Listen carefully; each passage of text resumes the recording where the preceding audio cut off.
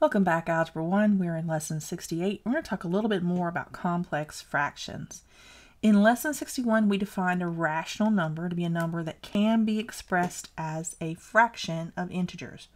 Thus, the following, these are all rational numbers. So 13 is a rational number. 4 over 7, that's a rational number.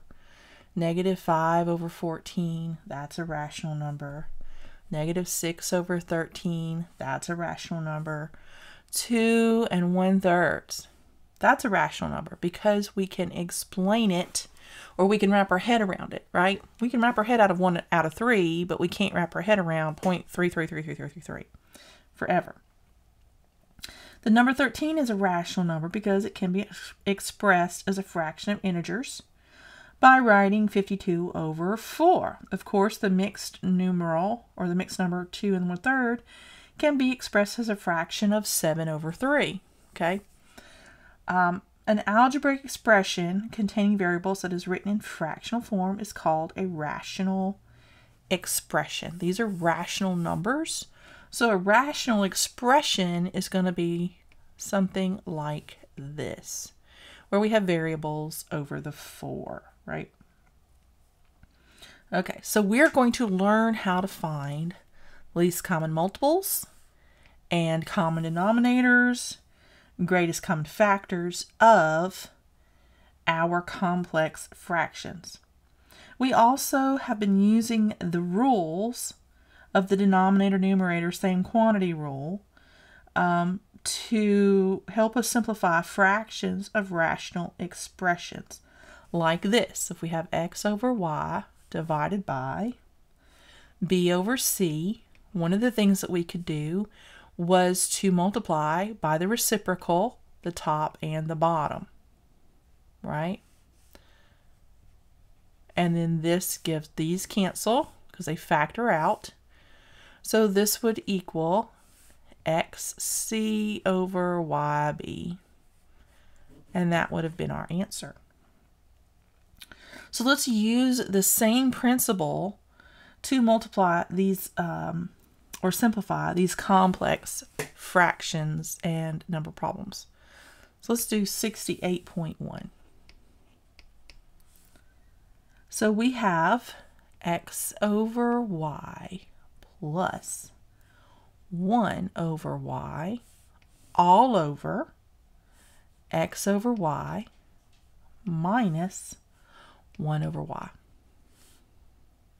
All right, so these two have a common denominator already, both of these. So this is easy enough. Our common denominator is y. So we can just rewrite this as x plus 1 over y over x minus 1 over y. So all we're going to do to solve this is multiply by the reciprocal on the top and the bottom. So this will be times y over x minus 1. And this will be times y over x minus 1. Right? So the y's cancel each other out. And the x minus 1 cancels each other out. They factor out. So all we have left is x plus 1 over x minus 1. And that is the answer. That's it. It's just a cancellation game. It's all about matching things up. Let's try another one. We don't have to actually solve to get a number or a value. We're just simplifying a complicated expression. So we have 1 plus 1 over x all over 7. So first of all, we need to turn this into a fraction. So we put 7 over 1. We need to turn this into a fraction. So we put 1 over 1. Now we need to find a common denominator. And that common denominator is going to be x. So we have to multiply this by x to get a common result. So this is going to be x times the top and x times the bottom. So it's going to be 1x over 1x, right? So now that they both have, because this is already 1x, now that they both have a common denominator, we can express that as x plus 1 over x over 7 over 1. Now we multiply by the reciprocal, And this cancels this cancels this. So this becomes 1 on the bottom, which goes away. And then this becomes 1 times this is just going to be x plus 1. And then this is going to be 7x. And that is the solution. All right, you see how easy that is? Let's do another one. Let's do another one right here. 68.3. Let's do 1 over x all over 1 minus 1 over x. All right, so we're going to turn this into a fraction by putting 1 over 1. Now we're going to multiply the top and the bottom by x so that we have a common denominator. So 1x and 1x, right? So now we can express this as one fraction. So this becomes, let me give myself some room. This becomes 1 over x, because yes, that's an x. Sorry, people, I didn't write it great. Over x minus 1 over x, right? Because we had 1x minus 1, so x minus 1, and then a common denominator of x on both of those means we can put them together. So now we just multiply by the reciprocal. Top and bottom,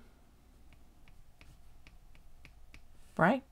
So this cancels, this cancels, this cancels. That leaves us 1 over x minus 1. And that is our answer. Right? You don't have to actually solve for x. Not in this scenario. In this scenario, you're just following the same steps each time in order to simplify a complicated situation. Let's try another one. Let's do 68.4. All right, we have a over b plus 1 all over x over b plus 4. All right, so I want you to solve this one. So I'm going to allow you to pause the video, solve, and check your work. So do that now. Pause, solve, and then press play to check your work.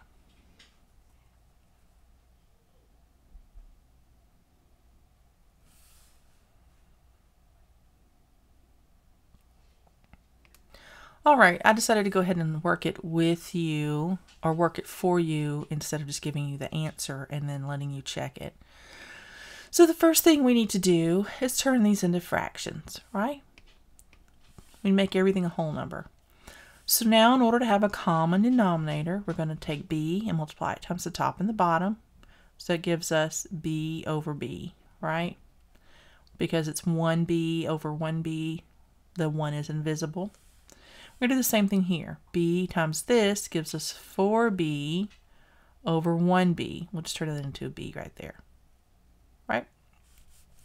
So now we can reduce this to a plus b over the common denominator of b all over x plus 4b over the common denominator of b.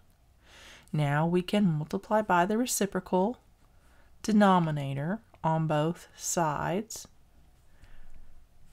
times b over x plus 4b. And why? Because whatever you do to one side, you have to do the other to keep it true, right? So this cancels, this cancels.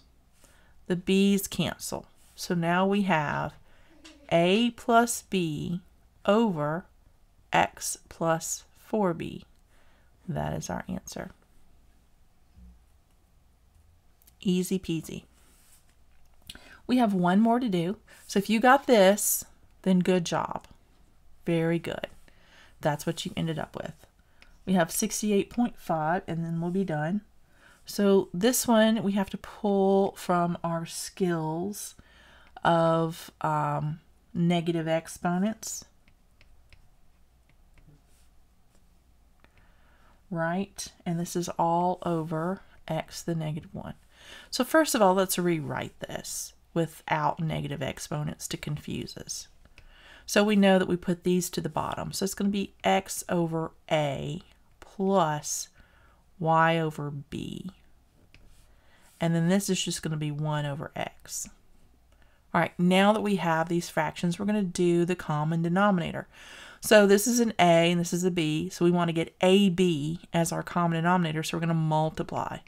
So this is going to be B times X is XB over B times A, AB, plus A times Y, so AY, and A times B is AB. Now we can say that this is XB plus AY all over AB. All right, and this is just 1x, and this is just 1x.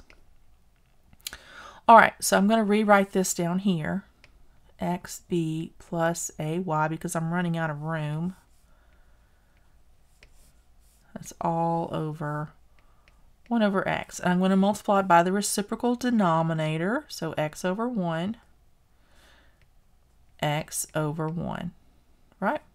So x cancels x and 1 cancels 1. So this leaves me with x times xb plus ay over 1 times ab, so ab. And that's the answer. You do not have to distribute. In fact, I'd prefer that you do not distribute, because the answers in my book are given without distribution. They're given just like this. When you have variables that you really can't solve anyway, it's just easier to leave it like this. Save yourself a step. Don't distribute. All right, that's all we have for lesson 68. I will see you ladies or students or whoever's watching in lesson 69.